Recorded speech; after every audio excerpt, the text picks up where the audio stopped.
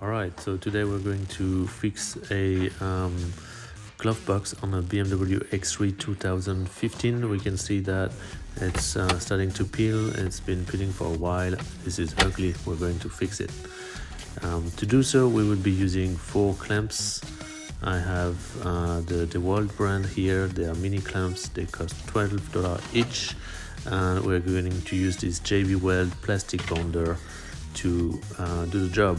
We're protecting the car because we don't want to make a mess, putting cardboard around. We're mixing the JB Weld into a disposable container, and using the wooden spatula we are going to put the glue inside. Now the glue has been applied. We have the 4 clamps. They have been put in place nicely around. You can see there was no need to remove the door from the glove box.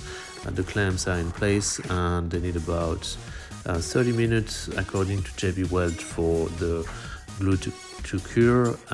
In this case I left it on for an hour.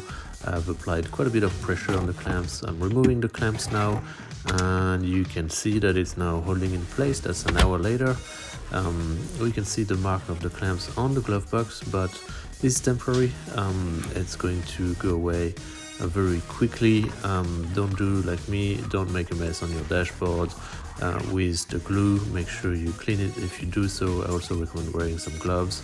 And a couple of hours later, you will see in a second that the marks from the clamps are now totally gone, and that's just 2 hours later.